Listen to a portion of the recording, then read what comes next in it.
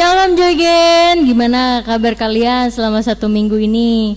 Semoga kalian tetap dalam keadaan yang sehat dan baik-baik aja ya. Nah, yuk sama-sama kita siapkan hati kita untuk memuji dan menyembah Tuhan. Selamat beribadah. Oke, selamat malam teman-teman Joygen semuanya, dimanapun kita berada.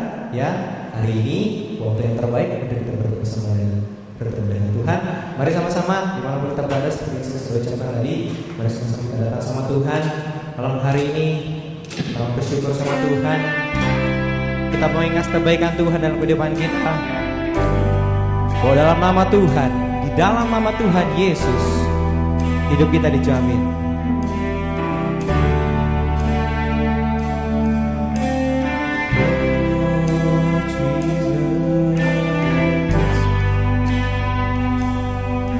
Kami aman dalam-Mu Tuhan.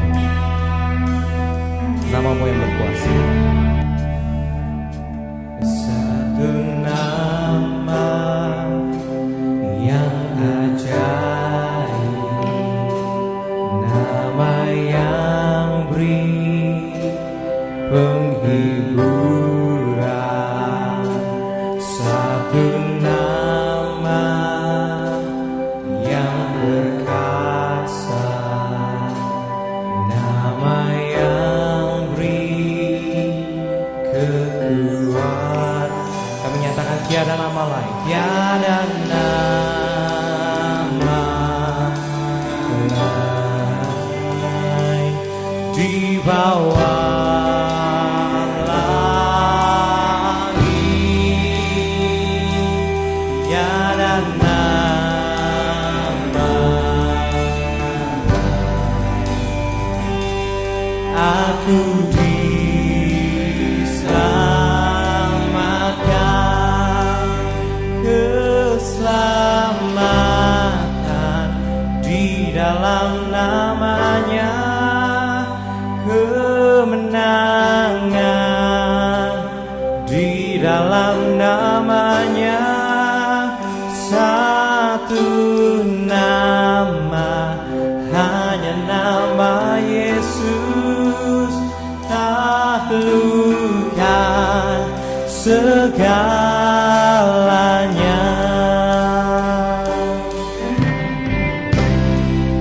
Kami percaya Tuhan, bahwa dalam nama-Mu Tuhan, dalam nama-Mu saja Tuhan, ada keselamatan kami. Terima kasih Tuhan. Sama-sama. Satu nama yang ajaib, nama yang beri penghibur. Satu nama yang perkasa, nama yang beri kekuatan. Tiada nama di bawah langit,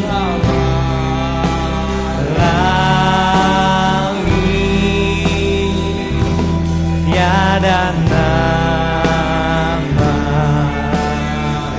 Aku diselamatkan, aku diselamatkan, keselamatan di dalam namanya, kemenangan di dalam namanya. Satu nama, hanya nama Yesus, taklukkan segalanya. Keselamatan di dalam namanya dan kemenangan. Engkau yang jamin, iblis tunduk dalam nama Yesus. Tiada lain nama, keselamatan, keselamatan di dalam namanya, kemenangan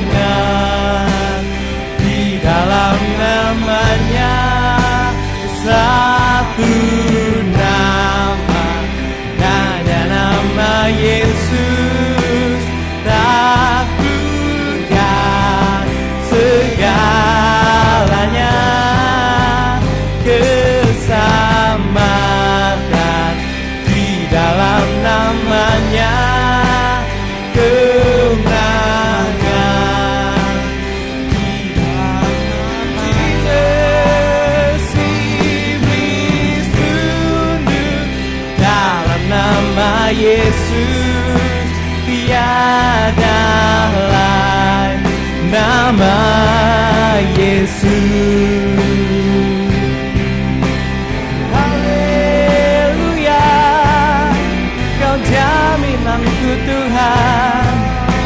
Jesus, Jesus, kami percaya dalam nama-Mu.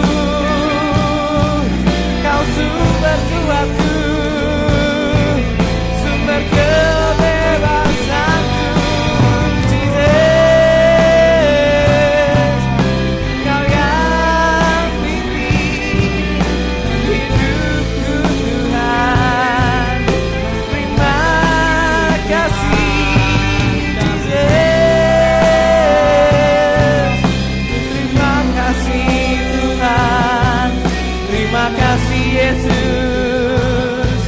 Kami percaya Engkau besar, kami percaya Tuhan dalam nama-Mu,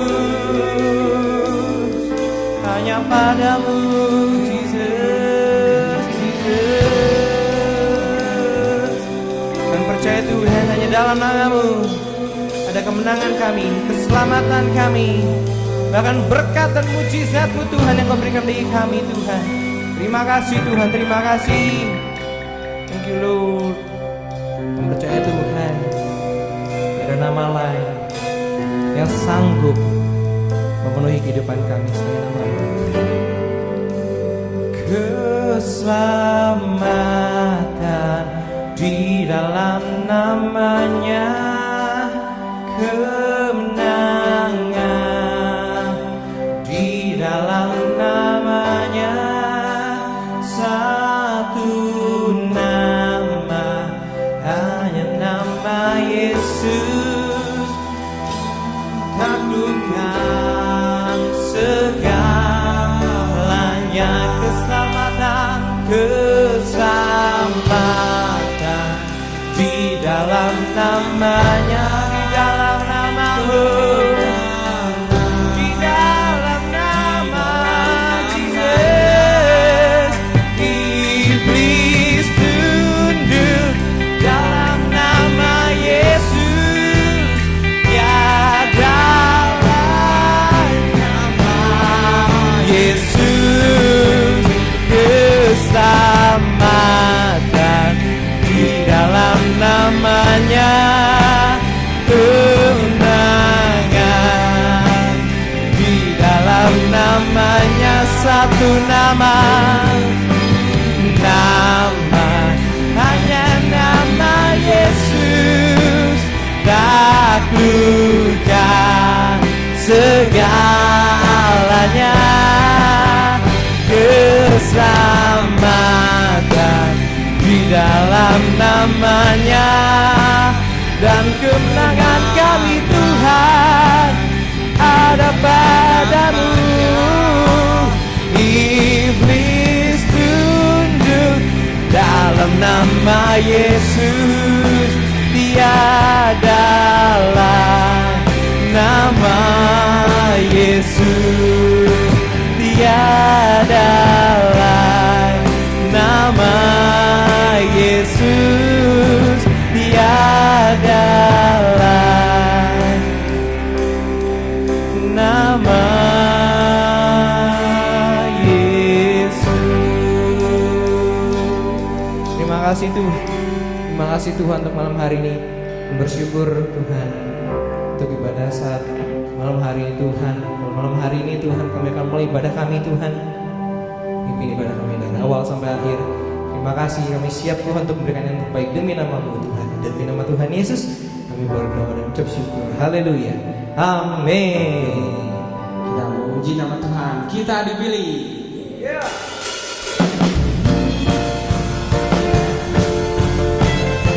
Kita tahu hanya nama-Mu Tuhan yang ada di kehidupan kami. Kita dipilih dan dikuduskan untuk memberitakan perbuatannya. Sekarang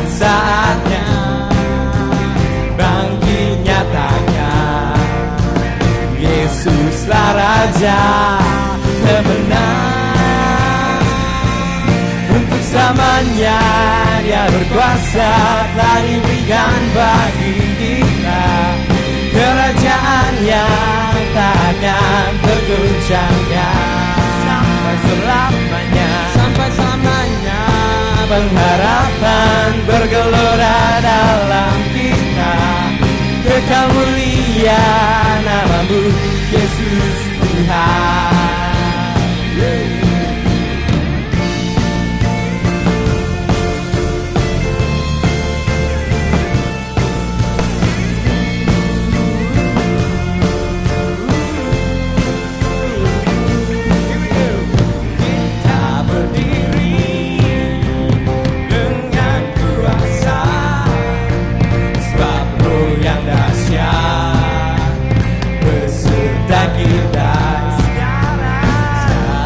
Saatnya bangkit nyatakan, Yesuslah Raja pemenang. Untuk selamanya Dia berkuasa, telah diberikan bagi kita kerajaan yang tak akan tergoncangkan. Sampai selamanya pengharapan bergelora dalam kita, kekal mulia namamu Yesus Tuhan.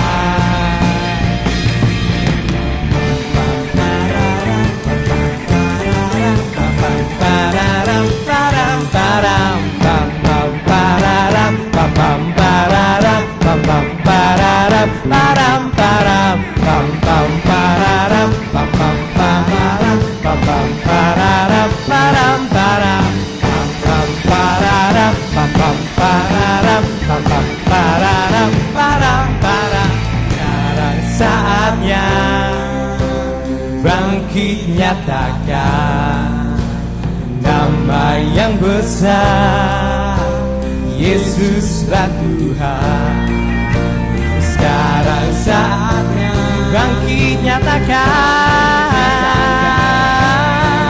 Yesuslah Raja pemenang. Untuk selamanya Dia berkuasa, telah diberikan bagi kita kerajaan yang tak akan tergoncangkan. Yesus Tuhan. Sampai selamanya pengharapan bergelora dalam kita, kekal mulia namamu Yesus Tuhan. Kekal mulia namamu Yesus Tuhan. Kekal mulia namamu Yesus Tuhan.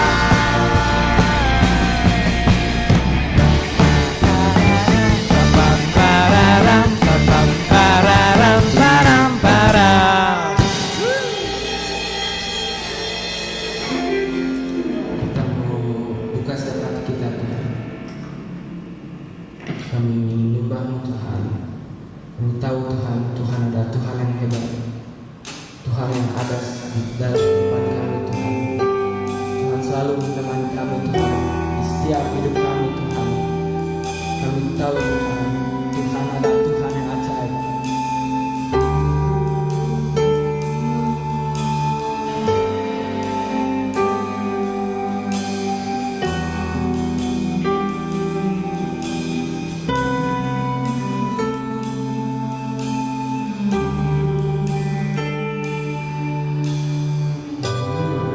Forever in my life, you see.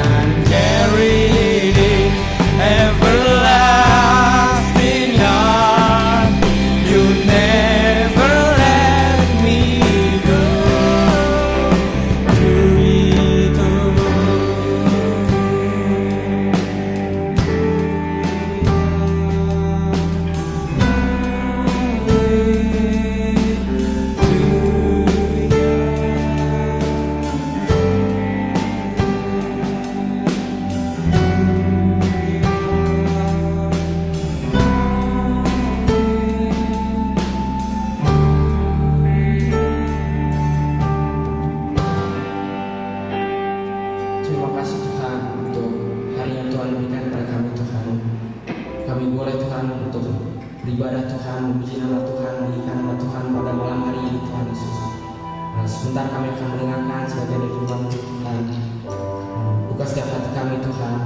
Bela Tuhan apa yang sudah dikhotbahkan Tuhan bisa berdampak Tuhan dalam kehidupan kami Tuhan. Terima kasih Tuhan, di dalam nama Tuhan Yesus kami berdoa dan bersyukur. Haleluya, amin. Halo, selamat berjumpa kembali di ibadah online Joy Gain. Dan tentunya kita semua masih diberikan kesempatan yang sama untuk beribadah kepada Tuhan. Baik saudara-saudara yang ada di sini, di rumah, dan dimanapun saudara-saudara berada. Oke, jadi sebelum saya akan menyampaikan firman Tuhan, saya akan memperkenalkan diri saya terlebih dahulu. Nama saya Fahrenheit Hioro Mugia Taulu. Saya dari Tobelo Halmahera Utara. Waktu kecil saya diangkat oleh opah dan oma saya untuk menjadi anak mereka. Kira-kira tahun 1996 saya dibaptis oleh opah saya yang pada saat itu ia bertugas sebagai ketua sinode di gereja Gemih.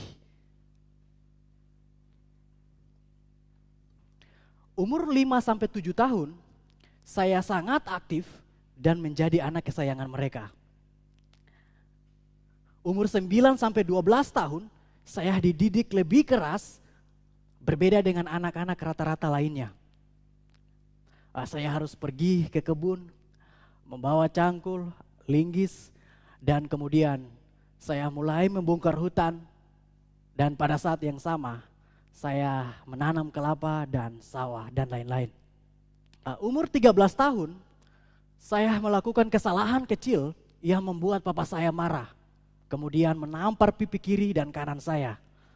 Saya sangat merasa kesakitan saat itu. Kenapa? Karena usia 13 tahun, saya ditampar oleh papa saya. Umur 14 tahun, saya melakukan kesalahan kecil lagi.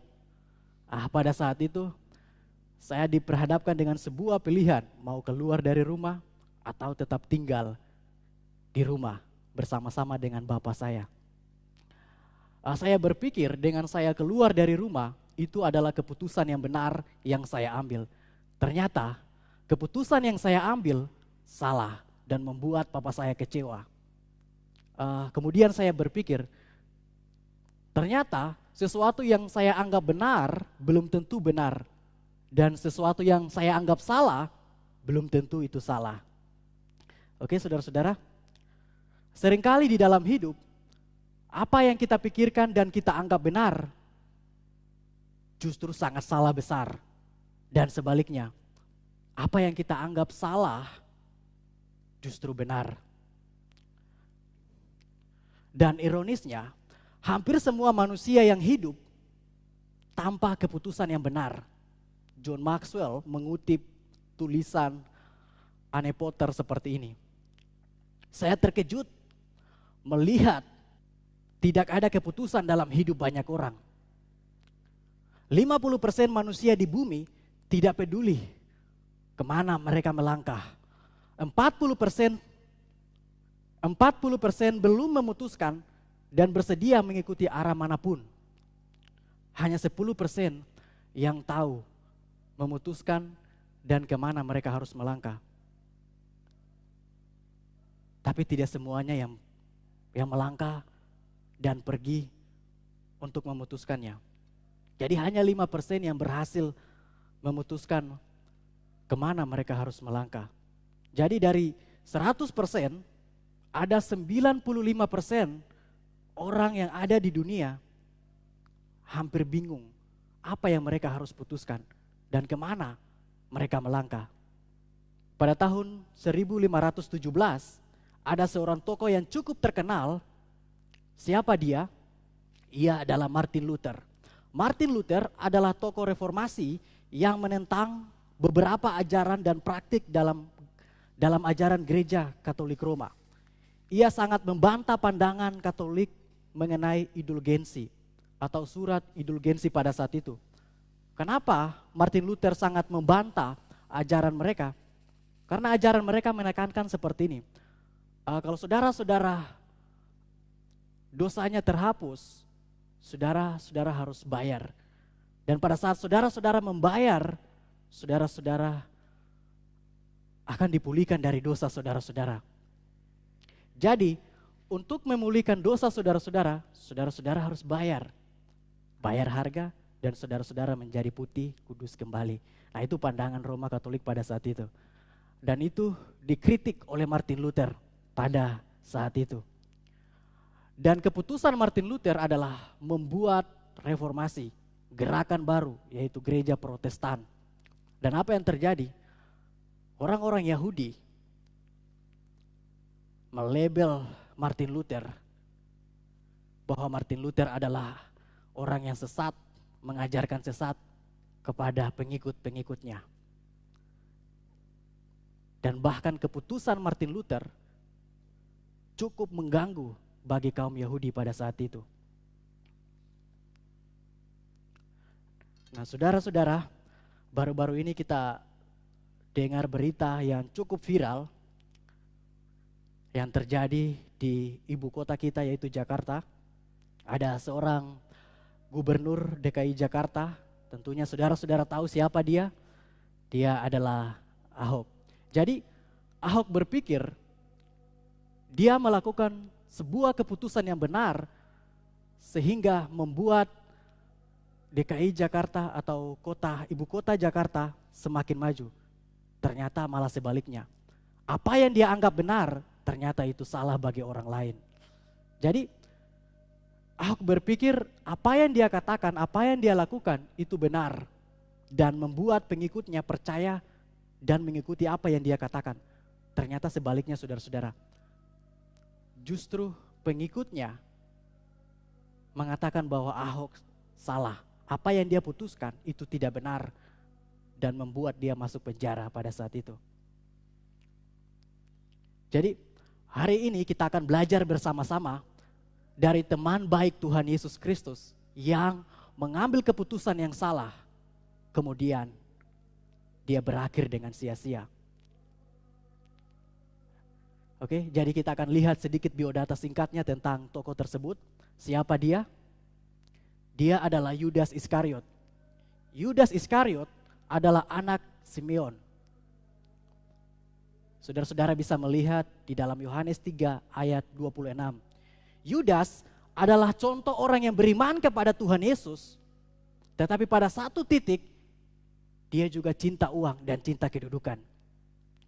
Yudas Iskariot adalah salah satu murid dari 12 pengikut Tuhan Yesus Kristus.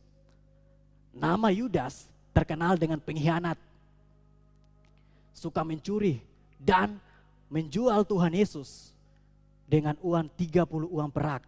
Itu adalah harga seorang budak pada zaman itu. Yang menarik dari Yudas adalah ia tidak mempunyai kekuatan untuk mengkhianati Yesus atau menjual Yesus. Tetapi ada pribadi lain yang menggerakkan Yudas untuk menjual Yesus atau mengkhianati Yesus. Yudas Iskariot menyesal karena sudah menyerahkan Yesus Kristus yang tidak bersalah untuk dieksekusi mati oleh pemerintah Romawi pada zaman itu. Jadi keputusan Yudas membuat Yesus Kristus mati di atas kayu salib. Nah, saudara-saudara, sore hari ini kita akan belajar bersama-sama dari sebuah firman Tuhan di dalam Injil Matius 27 ayat yang ketiga sampai dengan ayat yang kelima. Baik, saya akan membacakan buat saudara-saudara semua, baik yang ada di sini, di rumah, maupun dimanapun. Pada waktu Yudas menyerahkan dia, melihat bahwa Yesus telah dijatuhi hukuman mati, menyesallah ia. Lalu ia mengembalikan uang yang 30 perak itu kepada imam-imam, kepala dan tua-tua, dan berkata, "Aku telah berdosa karena menyerahkan darah anak yang tidak bersalah." Tetapi jawab mereka, "Apa urusan kami dengan itu? itu urusanmu sendiri.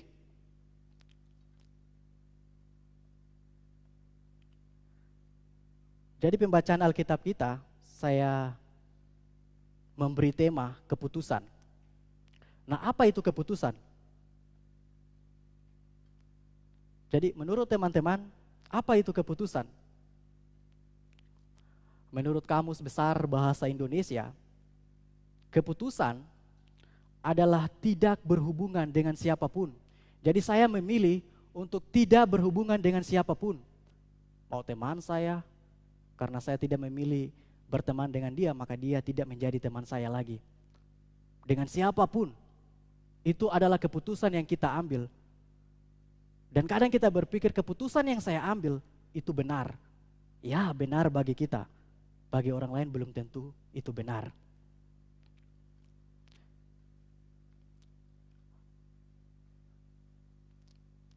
Jadi kita akan belajar pada sore ini satu poin saja, tidak panjang lebar, mungkin akan cepat selesai. Keputusan adalah interpretasi yang salah. Matius 27 ayat 3 sampai ayat 5. Prinsip Alkitabnya seperti ini. Pada waktu Yudas menyerahkan dia, melihat bahwa Yesus telah dijatuhi hukuman mati, menyesallah ia. Lalu ia mengembalikan uang yang 30 perak itu kepada imam-imam dan tua-tua dan berkata, aku telah berdosa karena menyerahkan darah orang yang tak bersalah.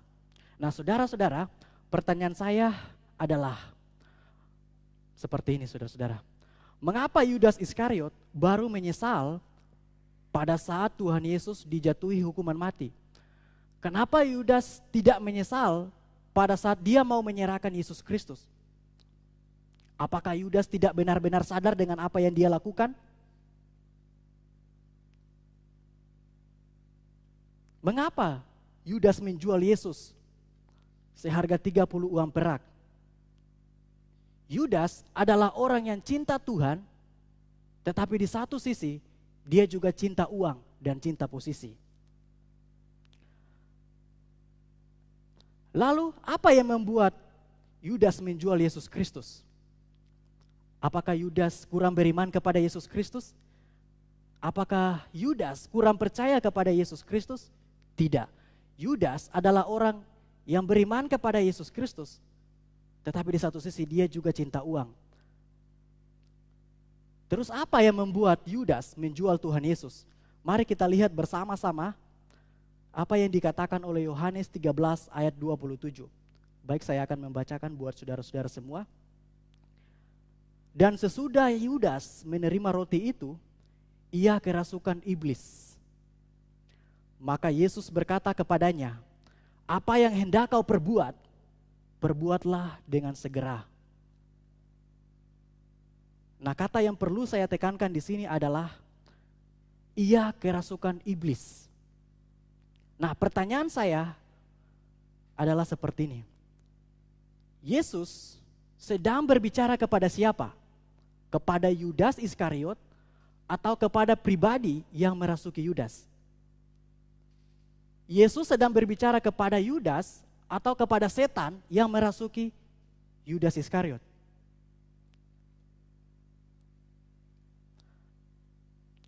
Lalu kenapa Yesus berkata, apa yang hendak kau perbuat, perbuatlah dengan segera?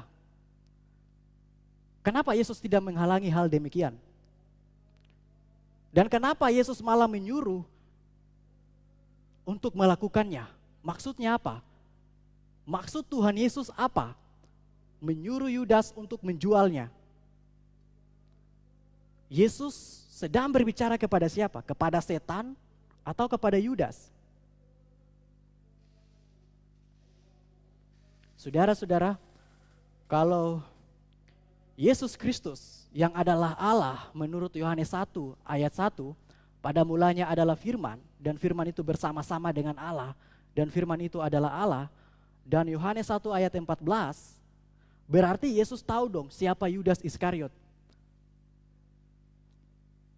Kalau Yesus Kristus tahu Yudas akan mengkhianati ia, kenapa Yesus berdoa semalaman untuk memilih 12 murid untuk mengikuti dia, termaksud Yudas Iskariot. Atau jangan-jangan Yesus tidak tahu kalau nantinya Yudas akan mengkhianati dia. Siapa Yesus Kristus ini? Kalau benar dia adalah Allah yang menjadi manusia, masakah dia tidak tahu siapa Yudas Iskariot? Dan kalau Yesus Kristus tahu, kenapa Yesus memilih Yudas Iskariot untuk menjadi salah satu dari 12 murid?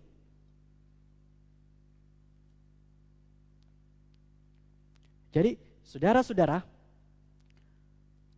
jadi konteks Alkitab menceritakan Yesus tidak sedang menyuruh Yudas untuk menjual Yesus Kristus. Tetapi Yesus sedang menyuruh pribadi yang merasuki Yudas Iskariot pada saat itu. Siapa? Setan. Jadi Yesus sedang menyuruh kepada setan untuk melakukan sesuatu. Apa yang harus setan lakukan? Menjual Yesus Kristus. Tujuannya supaya apa? Rencana Allah tergenapi.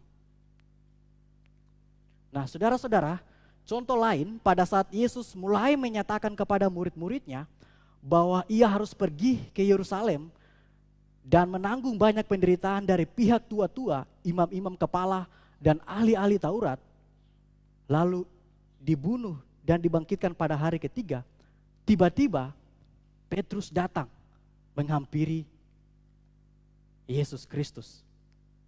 Dan apa yang terjadi? Petrus mencegah Yesus Kristus untuk menggenapi rencana Allah untuk semua manusia. Dan apa yang Yesus katakan kepada Petrus? Nah, kita akan melihat di dalam Injil Matius 16 ayat 22 sampai dengan ayat yang ke-23 mengatakan seperti ini. Tetapi Petrus menarik Yesus ke samping dan menegur dia. Katanya, Tuhan, kiranya Allah menjauhkan hal itu. Hal itu sekali-kali tak akan menimpa engkau. Maka Yesus berpaling dan berkata kepada Petrus, "Enyalah iblis. Engkau suatu batu sandungan bagiku. Sebab engkau bukan memikirkan apa yang dipikirkan Allah, melainkan apa yang dipikirkan manusia." Jadi pada saat itu Petrus hanya memikirkan hal-hal duniawi. Kenapa? Karena pada saat itu Yesus sangat terkenal. Yesus banyak menyembuhkan orang sakit, orang buta, dan bahkan orang mati pun Yesus membangkitkan. Jadi Yesus sangat terkenal pada saat itu. Dan Yesus menegur Petrus untuk tidak mencegah rencana Allah yang besar itu. Kenapa Yesus mengatakan enyalah iblis kepada Petrus? Karena Petrus hanya memikirkan hal-hal duniawi saja, tidak memikirkan hal-hal kerajaan surga yang Yesus Kristus kerjakan.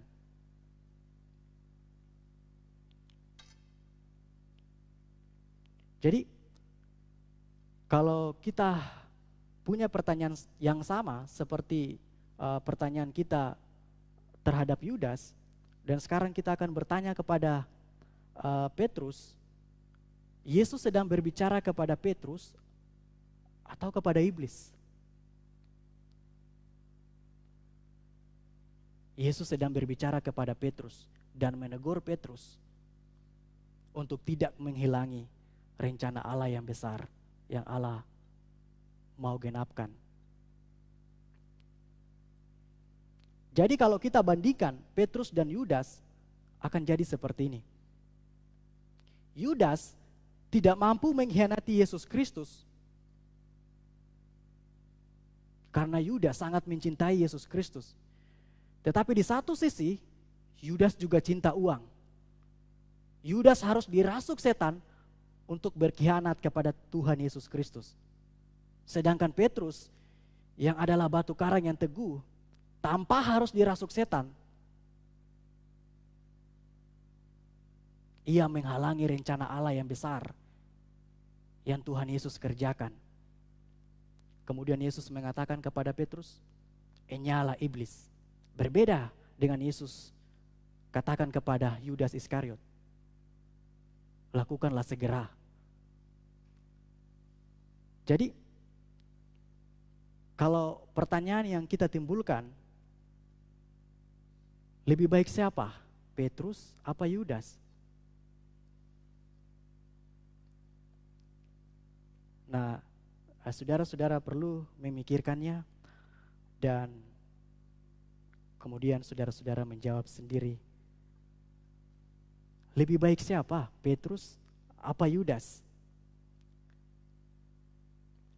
Yudas Iskariot perlu dirasuk setan untuk berkhianat kepada Tuhan Yesus Kristus.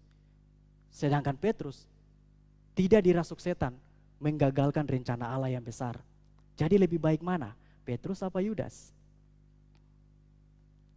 Tentunya Yudas dong, bukan Petrus.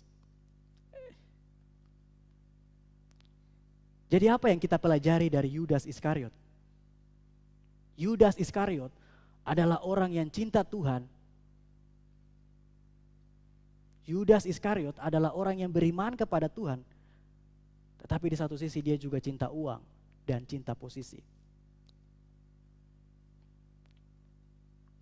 Dan pada saat Yudas mengkhianati Yesus Kristus, menjual Yesus Kristus dengan harga 30 uang perak, dan kemudian Yudas melihat bahwa Yesus akan dihukum mati, dieksekusi oleh tentara Romawi pada saat itu, Yudas menyesal dan pergi dari tempat itu.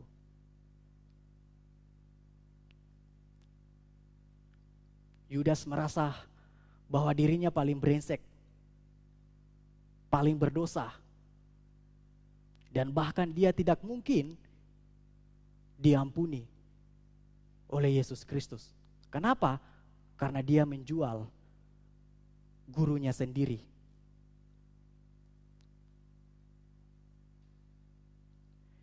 Jadi pada saat Yudas sadar selama 3,5 tahun mengikuti Yesus, Yudas Iskariot menjadi malu dan tidak berani menatap Yesus. Dan bahkan dia berpikir bahwa dia tidak akan mengalami keselamatan. Kenapa? Karena menjual gurunya sendiri.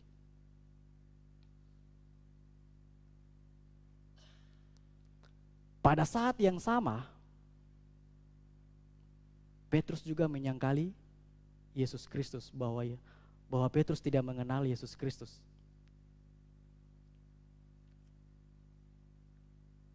Dan pada menit yang sama juga, Yudas Iskariot mengenal Yesus Kristus dan sangat menghormati Yesus Kristus. Dan tidak ada orang yang mencari Yudas Iskariot, memberikan semangat, dorongan kepada Yudas supaya dia bangkit lagi. Tidak ada yang mencari dia. Dan apa yang terjadi? Yudas Iskariot pergi dan menggantung diri. Jadi interpretasi Yudas terhadap apa yang dia lakukan membawa dia kepada kematian. Jadi penafsiran Yudas terhadap apa yang dia lakukan, menjual Tuhan Yesus, justru itu membuat dia semakin jauh dari anugerah Tuhan.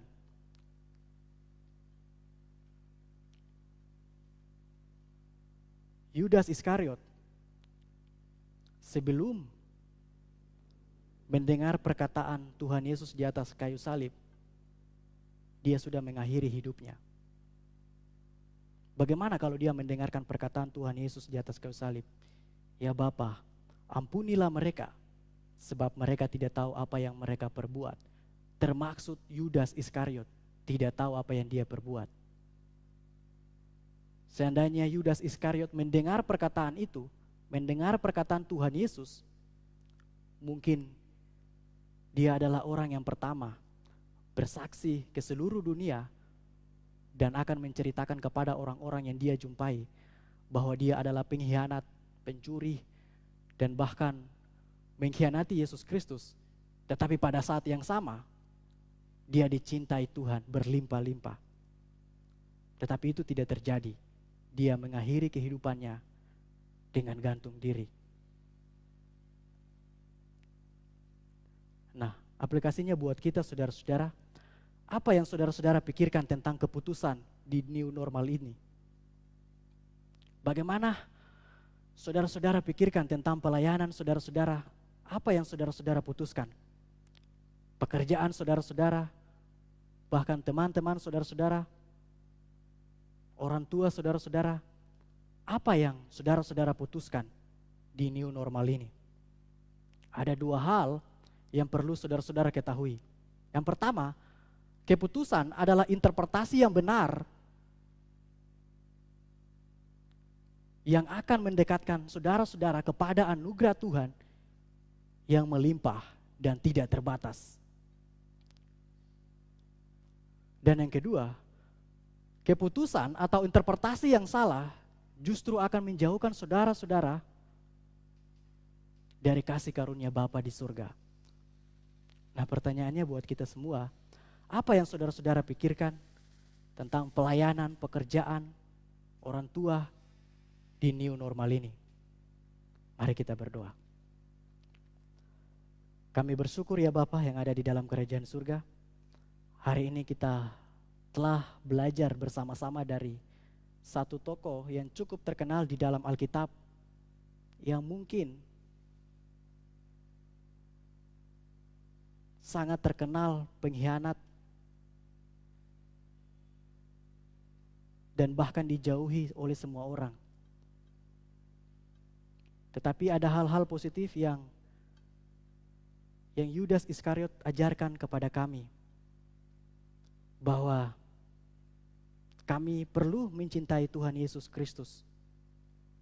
Kami perlu melihat kehidupan kami, melihat pekerjaan kami, melihat pelayanan kami dengan cara yang benar, sehingga itu mendekatkan kepada anugerah Tuhan. Terima kasih Tuhan, dan apapun yang kami kerjakan, Tuhan berkati selalu, dan Tuhan kerjakan lebih lagi untuk anak-anak muda di tempat ini, atau anak-anak muda dimanapun mereka berada. Hamba serahkan hanya di dalam nama Tuhan Yesus Kristus, hamba sudah berdoa. Amin. Nah, teman-teman, gimana firman Tuhannya sangat memberkati kan? Nah, di sini saya mau bawain pengumuman. Yang pertama, ada kabar gembira nih teman-teman. Mulai besok, Sabtu besok, tanggal 18 Juli 2020, ibadah Joygen akan kembali diadakan. Untuk jamnya masih tetap sama, jam 18.30. Nah, teman-teman jangan lupa ajakin temennya juga buat kita sama-sama beribadah lagi di gereja. Dan kalian jangan lupa wajib pakai masker. Oke, jangan lupa sekali lagi wajib pakai masker. Dan kalian harus dalam keadaan yang sehat ya. Nah, yang kedua, bagi teman-teman yang mau memberi, kalian bisa memberi melalui rekening Joygen yang nanti akan kita tampilkan. Nah, untuk live sharing akan tetap diadakan setiap hari Kamis jam 7 malam melalui aplikasi Zoom. Untuk info selanjutnya nanti akan diinfokan melalui Instagram Joygen dan juga grup WhatsApp Joygen. Nah, teman-teman, walaupun di rumah kalian harus tetap semangat, tetap jaga kesehatan, rajin cuci tangan, dan juga makan makanan yang bergizi. Oke, sekian informasi dari saya. Sampai ketemu di ibadah Joygen minggu depan. Tuhan Yesus memberkati.